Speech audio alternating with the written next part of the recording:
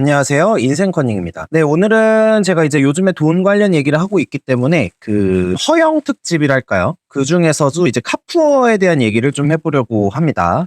네, 일단은 뭐 시작하기에 앞서서 카푸어 정의를 좀 해야 될 것 같은데, 제가 말하는 카푸어는 감당 못할 어떤 고가차, 고가의 외제차 같은 거를 뭐 리스로 계약하거나 대출을 통해서 구매하는 사람을 의미를 하는 겁니다. 감당을 하지 못하니까 이제 차량에 엄청난 비용을 소모하게 되고, 이제 재산도 잘 모으지 못하고 계속 빚만 늘어나는 그런 사람들을 의미한다고 생각을 하시면 될 것 같아요. 일단 남자들의 경우에는 그 사회생활 초반에 시드머니를 모으지 못하게 되는 제일 큰 이유 중 하나가 이제 만약에 차를 샀거나 이러는 경우예요. 당연히 뭐 재력이 되시고 뭐 또 소득도 높으시고 그 자산이 이미 축적이 되신 분들 같은 경우에는 고가 외제차를 끌고 다니는 거를 뭐 누가 뭐라고 할 사람은 아무도 없어요. 40대, 50대 이럴 때는 이제 사회적 지위를 좀 보여주기 위해서 그런 차를 끌고 다니시는 분들도 있기 때문에 뭐 그런 거에 대해서는 뭐라고 하는 것은 전혀 아니고요.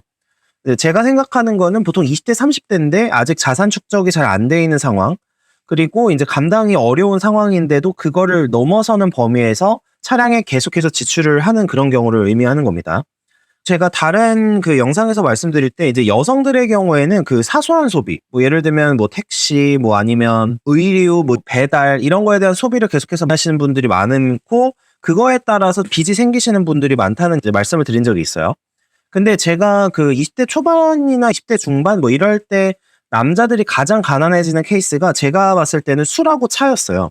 그래서 일단 차에 대해서 중점적으로 얘기를 할 건데 제가 좀 그 주유소에서 근무하는 지인이 있거든요. 그분하고 좀 얘기를 하는 것 중에 좀 흥미로운 게 있었습니다. 그 이제 자기 주유소에 고가의 외제차, 뭐 보통 이제 제가 말하는 고가의 외제차는 뭐 롤스로이스, 뭐 마세라티, 페라리 뭐 이런 거 말하는 건데요. 그러니까 이런 거를 끌고 오시는 분들은 오히려 주유를 할 때 딱 정량만 하신대요. 오늘 5만 원어치만 딱 넣는다, 뭐 10만 원어치만 딱 넣는다 이런 식으로 그 딱 기준을 정해서 주유를 하시고 이 부분에 대해서는 아마 아시는 분들은 아실 텐데 사업 비용이나 이런 거 처리하려면 뭐 운행 일지나 이런 게 필요한 경우도 있어요. 그래서 이제 그런 식으로 증빙을 딱딱딱 남겨놓는 거죠. 근데 이제 제가 말하는 그 카푸어, 보통 외제차를 타고 오는 젊은 층들 중에 옆에 이제 여자친구를 태우고 오는 경우가 있는데 주유를 하다가 이런 경우가 있대요. 이제 주유소마다 다를 수는 있겠지만 먼저 약간 이제 선급을 끊는 거죠. 이제 선급을 끊고 그다음에 이제 주유를 하게 되는데 그 선급을 끊었다가 이게 에러가 나는 거예요. 그러면 이제 다시 또 한번 기존 거를 취소하고 이제 다시 선급을 해야 되잖아요. 그런데 한도 초과가 뜨는 거죠. 이제 계좌에 돈이 없는 거죠. 이러면서 이제 옆에 여자친구가 있는데 막 신경질을 내거나 직원들한테 뭐라고 하는, 뭐 내가 돈이 없냐 막 이런 식으로 몰아붙이는 그런 케이스들이 종종 있다고 해요. 사실 통장에 10만 원, 20만 원이 없음에도 불구하고 외제차를 끌고 다닌다는 것 자체가 참 좀 그렇죠. 그러니까 이런 거 자체가 사실 저는 이해는 잘 안 되지만 생각보다 이런 케이스를 접한다고 합니다. 여기서도 느껴지지만 실제로 자산을 모으시고 부자이신 분들이 외제차를 끌고 다닐 때와 이제 어정쩡한 카푸어들이 끌고 다닐 때 보이는 어떤 행태나 모습이 완전히 다르다는 거예요. 카푸어의 경우에는 대부분은 사실 뭐 다 뭐 허세나 허영이죠. 이제 남에게 보여지기 위한 소비. 내 집은 뭐 월세로 살고 아직 뭐 자산 축적하지 않은 상태를 의미하는 건데 이제 월세 같은 거를 살면서도 그 수십만 원, 좀 비싼 차면 당연히 이제 매달 수백만 원을 쓰게 될 텐데 그 수십에서 수백만 원을 차에 투자하는 거는 사실 정말 바보짓이죠. 그러니까 이제 차량은 감가상각 자산이죠. 계속해서 매년 쓸 때마다 자산 가치가 계속 뚝뚝뚝 떨어지고요. 그 다음에 이제 유지비가 상당히 많이 들죠. 특히 외제차의 경우에는 매년 연납으로 내야 되는 보험료도 많은데, 요거는 이제 보험하시는 분하고 얘기할 때 잠깐 들은 부분인데, 이제 보통 연납으로 보험료를 내잖아요. 근데 이걸 진짜 돈이 없으면 그런데도 차를 끌고 다니면서 예를 들면 반기로 납부를 하게끔 해달라든지 뭐 이런 요청을 하시는 분들도 꽤 있대요. 그러니까 그 정도로 돈이 없는데도 불구하고 뭐 차를 끌고 다녀야 되는 직종이면 상관이 없는데 대부분 그런 게 아닌 거죠. 차를 가지고 일에 필요해서 하는 게 아니라 이제 약간 과시용으로 하는 거고 그 다음에 이제 아시겠지만 뭐 외제차 같은 경우에는 뭐 고급 휘발유를 넣어야 될 때도 있는데 그러면 엄청난 유류비가 들겠죠. 그러니까 지출을 엄청나게 해줘야 된다는 뜻인데 이렇게 해서는 사실 절대 시드머니를 모을 수도 없고 여기에다가 처음부터 리스나 이제 대출을 받아서 하기 때문에 이 부분에 대한 비용이 계속해서 드는 거죠. 그러면 그 비용이 계속해서 드는데 빚이 늘어날 뿐이지 자산을 축적할 수가 없는 거죠. 그러니까 20대 때 차량을 빨리 사는 상황에서는 제가 생각하기엔 20대 때 돈을 모으기가 어렵다고 보는 게 제 개인적인 의견이에요.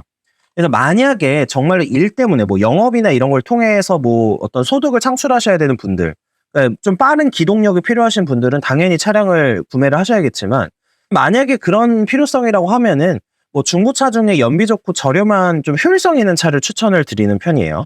그리고 이런 것도 있어요. 이제 거래처에 예를 들면 40대, 50대 분들 만나실 텐데, 20대 분들 같은 경우에 막 비싼 차 끌고 다니는 거 보면은 상대방 입장에서 별로 그렇게 좋아 보이지도 않고 교섭을 할 때 잘해주려는 생각도 안 들어요.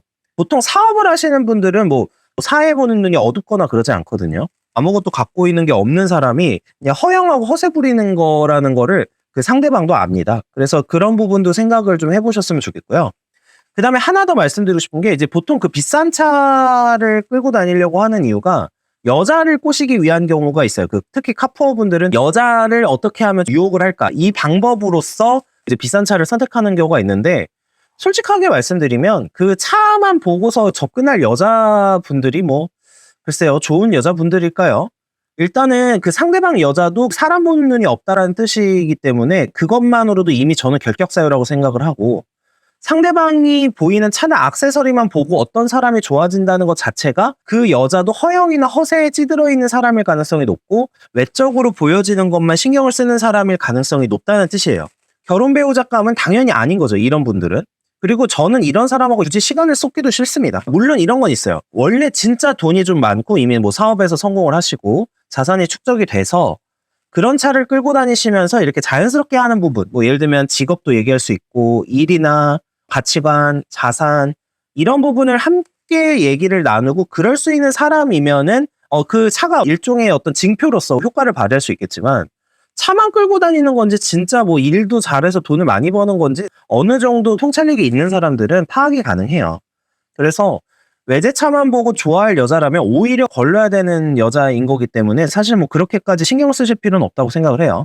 그리고 어떤 기동력이 필요하다면 아까도 말씀드렸다시피 이제 중고차를 추천을 드리는 거고, 그리고 저는 조금 더 하나 말씀드리면, 되도록이면 20대 때 일반적인 직장을 다니시는 분들, 뭐 제조업이든 뭐든 이런 그 차량 기동력이 필요하지 않은 상황에서는 대중교통이 제일 쌉니다.